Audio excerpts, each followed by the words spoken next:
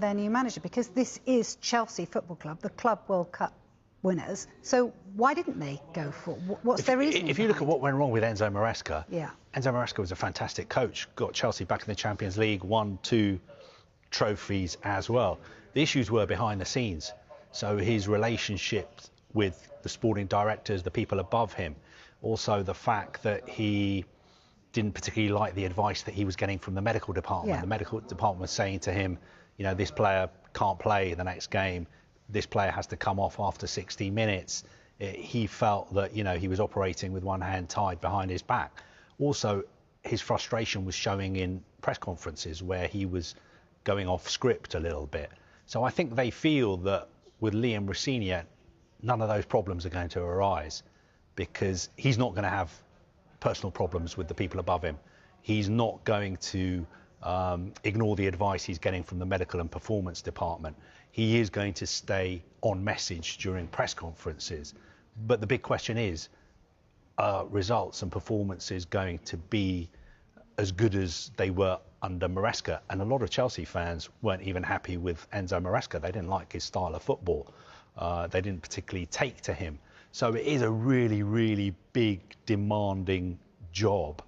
I wish Liam Rosenior well, because I remember his dad. His dad was one of my favourite players of all time. He was one of my heroes. So I will be happier than anyone if he's successful. But I think it is a big risk appointing him. And you have to think, how many other Premier League clubs would take a risk by appointing him? You know, most other Premier League clubs would look at his CV and say, he's not the finished article yet, he's not ready for us yet. Obviously, Chelsea have seen something in him, and they've trusted him with this massive job.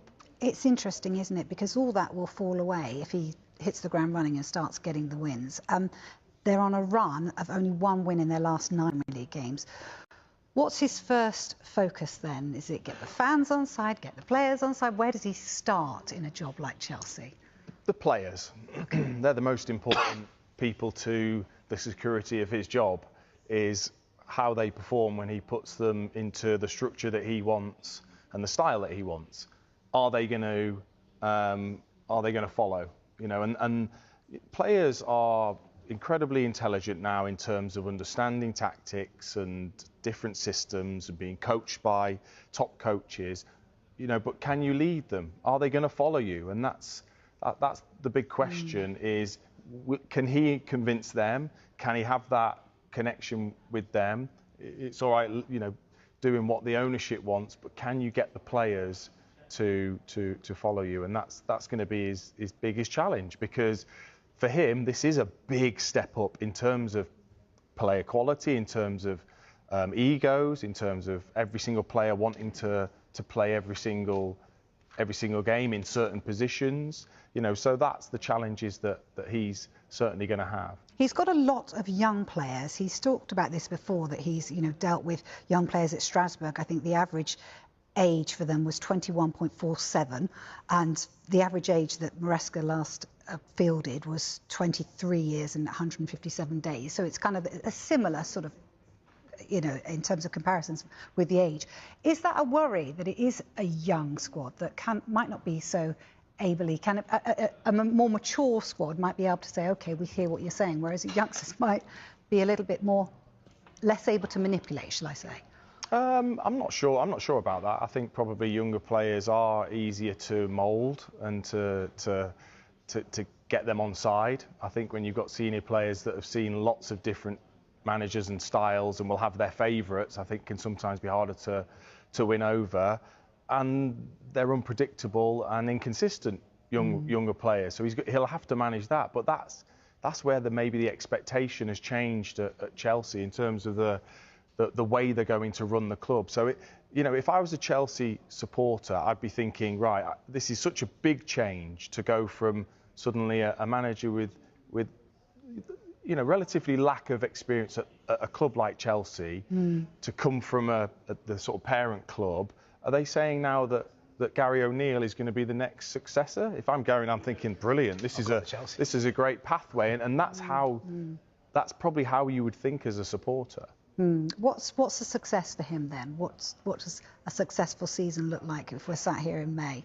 Well, Chelsea are used to winning trophies and being in the Champions League. So surely after what they've just let go in Maresca, that's the minimum. He's not.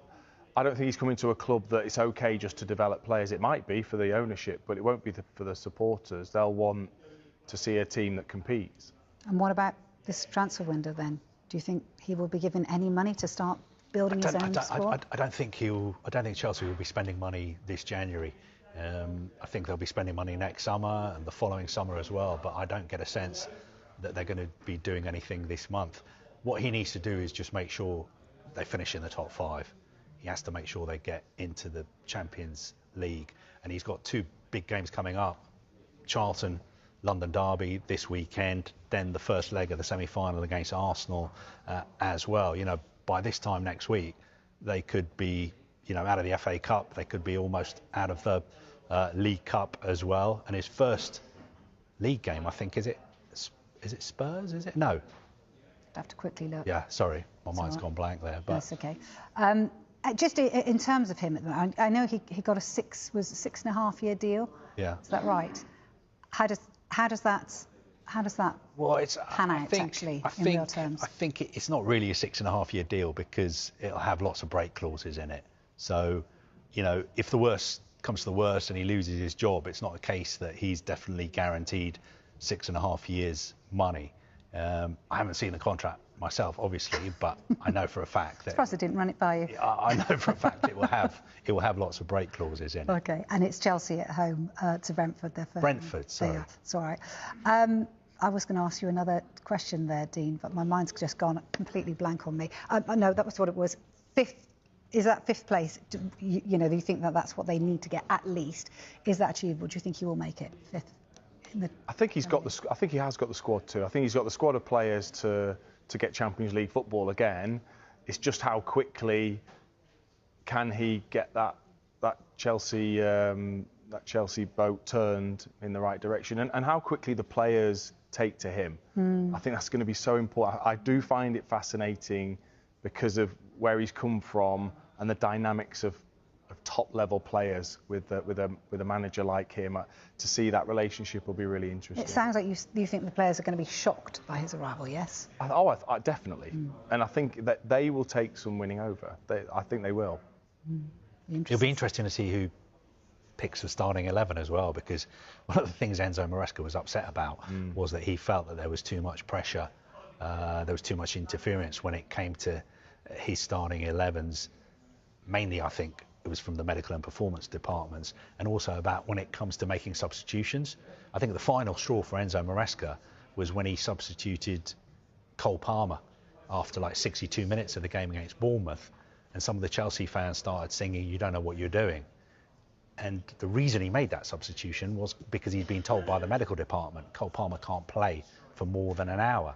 And I think Enzo was thinking, look at this, I'm getting all this grief from the fans because I'm just doing what I've been told to by the medical department. We need to get we need to get the message out there that it's not just my fault, And he'd said, I think, 2 press conferences earlier, he's ready to play 90 minutes. Yeah. So he sort of backed exactly that notion, and then he's having to pull him off. I can see his frustration. But do you think then Rosenior, perhaps at Strasbourg, is doing exactly that then? He's abiding by the medical team, he's doing everything. Is that what Chelsea's hierarchy? I don't know, it's interesting to get Dean's perspective, because Tim Krul was here a couple of days ago, and he said sometimes, as a manager, you just have to ignore the medical department, because the medical department will always err on the side of caution and will always be trying to protect players.